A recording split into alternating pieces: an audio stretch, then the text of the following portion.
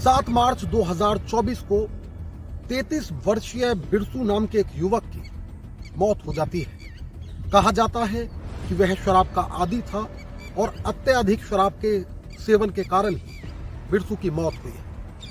खैर, बिरसू की मौत की सूचना उसके उस छोटे भाई को दी जाती है जो उस वक्त गांव में नहीं होता, जबकि वह गांव में पहुंचता है और तमाम रिश्तेदारों को बिरसू की मौत की जानकारी दी जाती है। 8 मार्च की सुबह हिंदू रीति रिवाज से क्रियाक्रम की तैयारी की जाती है और अब बिरसू के शव को शमशान ले जाया जाता है। उसका छोटा भाई भीम उसके शव को, उसकी चिता को अग्नि देने ही वाला होता है कि पुलिस की जीप दनदनाती हुई शमशान पहुंच जाती है। वहां मौजूद बिरसू के तमाम रिश्तेदार, उसका परिवार इस बात को लेकर हैरान था कि आखिर पुलिस की जीप अचानक शमशान क्यों पहुंची है। मौके पर पहुंची पुलिस चिता से बिरसू के शव को बाहर निकलवाती है और कहती है कि हमें जानकारी मिली कि ये मौत कोई शराब पीने से हुई सामान्य मौत नहीं, बल्कि यह मौत एक संदिग्ध मौत है। नमस्कार, आदाब दोस्तों, मैं आपका साजिद सैफी हूं और आप हमारी खास पेशकश बेपर्दा देख रहे हैं। दोस्तों, बेपर्दा में हम आपको उन घटनाओं के बारे में बताते हैं जिस घटना पर एक बार में किसी का यकीन तक कर पाना मुश्किल हो। और आज की जो सच्ची घटना है वो छत्तीसगढ़ के कुकदूर थाना क्षेत्र के बांगर गांव से है। दोस्तों, यहाँ 33 वर्षीय बिरसू अपनी पत्नी और छोटे भाई के साथ रहा करता था। कहा जाता है कि 7 मार्च 2024 को उसकी संदिग्ध मौत होती है। बिरसू का छोटा भाई भीम अपने रिश्तेदारों को यह फोन पर जानकारी देता है और वह बताता है कि जिस वक्त बिरसू की मौत हुई तो ये जो भीम है ये भी गांव में मौजूद नहीं था, ये भी पास के किसी शहर गया हुआ था। खैर, मौत की सूचना के बाद तमाम रिश्तेदार मौके पर जमा हो जाते हैं।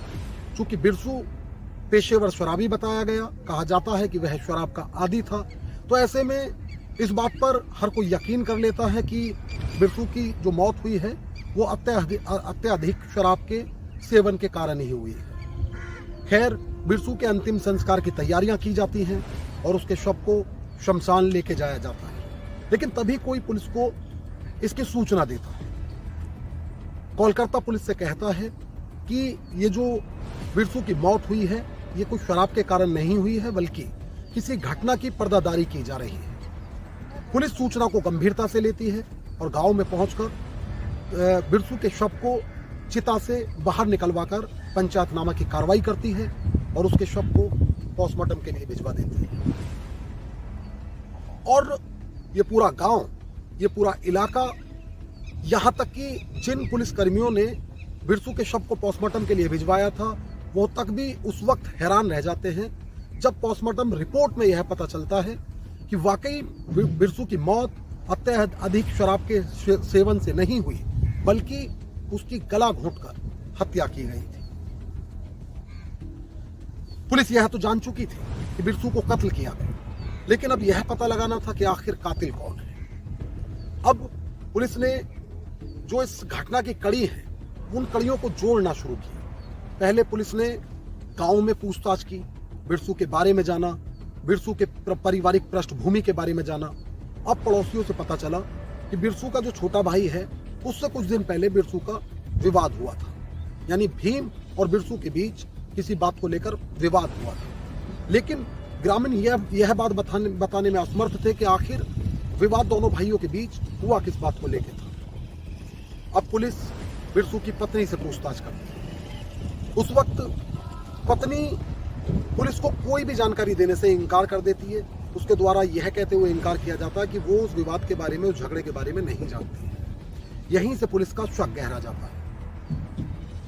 पुलिस किसी को हिरासत में नहीं लेती, लेकिन अब भीम पर और उसकी भाभी यानी मृतक की पत्नी पर पुलिस निगाह रखना शुरू कर देती है और पुलिस के जो खबरी हैं, पुलिस के द्वारा उनको सक्रिय किया जाता है। वो भी इस घटना पर अपनी छानबीन शुरू कर देते हैं। अब पुलिस के पास पुलिस का एक खबरी पहुंचता है और पुलिस से कहता है कि जो मृतक बिसरू का छोटा भाई है भीम ने ही अपने भाई का कत्ल किया है और कत्ल करके वही इस घटना को एक सामान्य घटना का रूप दे रहा था। बस फिर क्या था, पुलिस अपनी सर्विलांस टीम को पहले ही सक्रिय कर चुकी थी और इसके साथ जो खबरी द्वारा मुखबिर खास से पुलिस को सूचना दी गई, तो उसके बाद पुलिस भीम को हिरासत में ले ली। तो भीम जब पुलिस हिरासत में होता है, पुलिस उससे पूछताछ करती है, तो शुरू में भीम पुलिस को गुमराह करता है और पुलिस से कहता है कि नहीं, मैं तो खुद उस वक्त गांव में नहीं था जब मेरे भाई की मौत हुई, मुझे इसकी जानकारी मेरी भाभी ने दी। लेकिन जब पुलिस जो भीम है इससे सख्ती से पूछताछ करती है तो यह टूट जाता है और फिर यह इस घटना से कई पर्दे उठाता है। दरअसल भीम पुलिस को बताता है कि भीम अपनी भाभी को चाहता था और एक बार बड़ा भाई चूंकि शराबी था, बड़े भाई की गैर मौजूदगी में इन लोगों के बीच अवैध संबंध भी स्थापित हो जाते हैं। हालांकि भीम पुलिस को बताता है कि इस कत्ल में उसकी भाभी की ना तो कोई भूमिका है और ना ही इस कत्ल के बारे में उसकी भाभी जानती थी। लेकिन पुलिस भीम से पूछती है कि ये घटना उसने किस तरीके से इस घटना को अंजाम दिया। तो भीम पुलिस को बताता है कि एक दिन भाई शराब के नशे में आया था। वह दिन 7 मार्च का, वो बहुत शराब पिए हुए था और भीम बिसरू आकर भीम से ये कहता है कि मैं बहुत थका हूं और तू मेरे सिर का मसाज कर दे।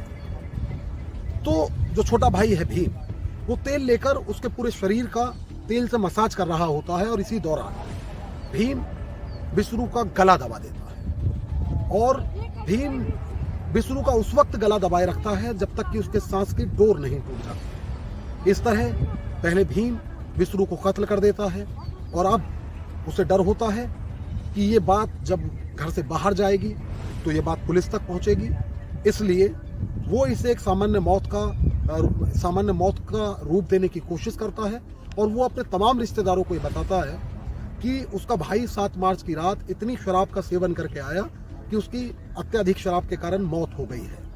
भीम यह भी जानकारी देता है कि जिस वक्त बिसरू की मौत हुई तो वो गांव में नहीं था, शहर में था, उसकी भाभी ने उसे मौत की जानकारी दी। इस तरह पुलिस भीम को गिरफ्तार कर लेती है और भीम अब अपने गुनाह की सलाखों के पीछे सजा भुगत रहा है।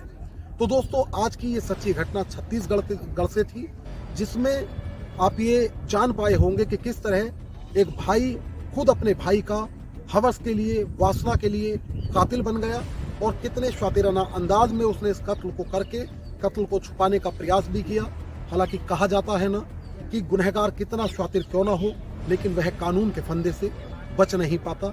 शायद यही कारण है कि पुलिस ने इसे गिरफ्तार कर लिया और इससे पूछताछ करके इस हत्या की कड़ी दर कड़ी जोड़कर इसको इसकी असल जगह यानी सलाखों के पीछे भेज दिया। दोस्तों, यदि आप आगे भी ऐसी ही क्राइम की कहानियां सुनना चाहते हैं तो हमारे चैनल को तुरंत सब्सक्राइब कर लें, बेल आइकॉन दबा दें। इस रिपोर्ट को लेकर आपकी क्या राय है वह आप हमें कमेंट करके बता सकते हैं।